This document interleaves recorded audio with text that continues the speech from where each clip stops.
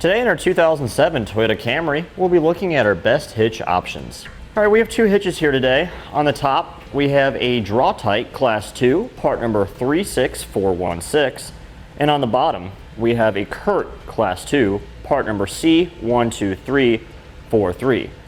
Now, as you may notice, our hitches are very different here today. They attach in completely different manners. The only real similarity that both these hitches have is they're both Class 2s. Now our Drawtite hitch here, in my personal opinion, I believe this is the easiest hitch to install. However, it does require some drilling.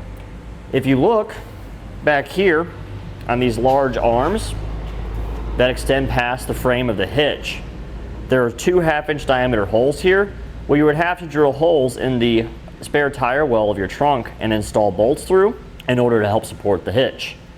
However, because those two bolts are there, it does add a lot of extra strength to it and does make an easier install than the Curt, in my personal opinion.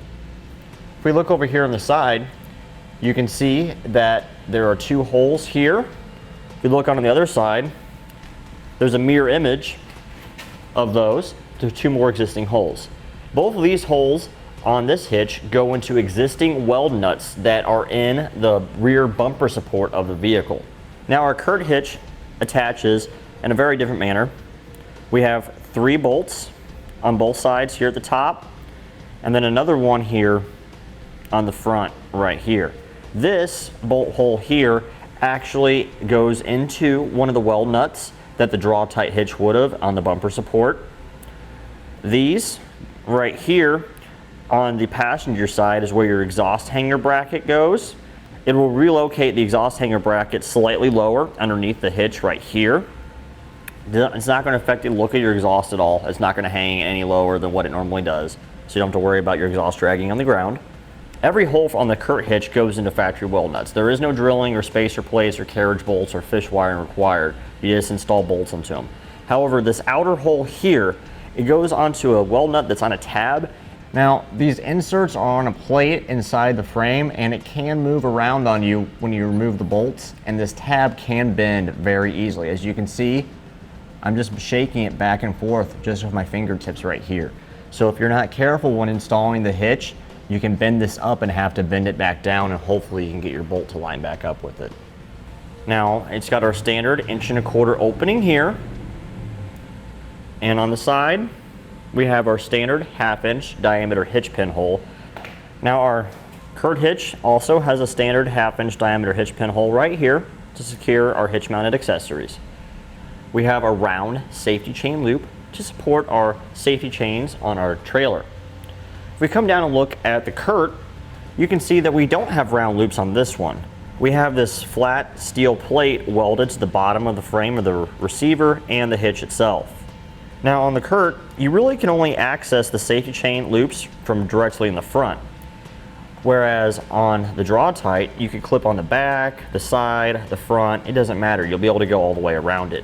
That's a nice feature right there. The Draw-Tite hitch has a 3,500-pound max gross trailer weight rating and a 300-pound max tongue weight rating. Now our Curt hitch here has a 3,500-pound max gross trailer weight rating and a 350-pound max tongue weight rating. So it is 50 pounds higher as far as the tongue weight goes. However, if you're using the Curt hitch for a non-trailer application such as a bike rack or a cargo carrier, Curt does require the use of a stabilization strap to help support the load. We have those stabilization straps available separately on our website. Now, the appearance of the hitch on the vehicle is going to be drastically different between these two hitches. The Draw-Tite hitch will be very tucked up underneath our rear bumper cover. If we have a look at the back of our Camry that we have here today, we have a Draw-Tite hitch installed, and you can see what it looks like. As you can see, we only really have the Class 2 opening right here and a very slight amount of the frame hanging on down here on either end.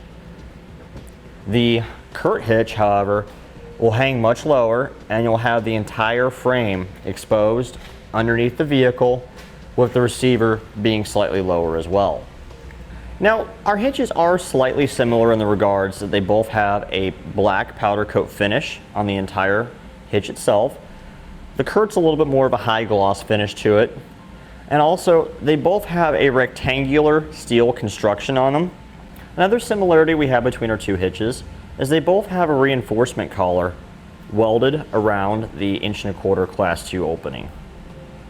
Now, in conclusion, if I was to be purchasing one of these hitches for my Toyota Camry, I would be going towards the Draw-Tite myself, just because the fact that it does install a lot easier in my opinion, because the weld nuts that it goes to on the bumper support right here, they are much more substantial than the weld nuts that go into the Curt hitch right here. Makes it a lot easier installation. Yes, you do have to drill a couple holes on the Draw-Tite hitch, but that doesn't bother me because it does make an easier installation.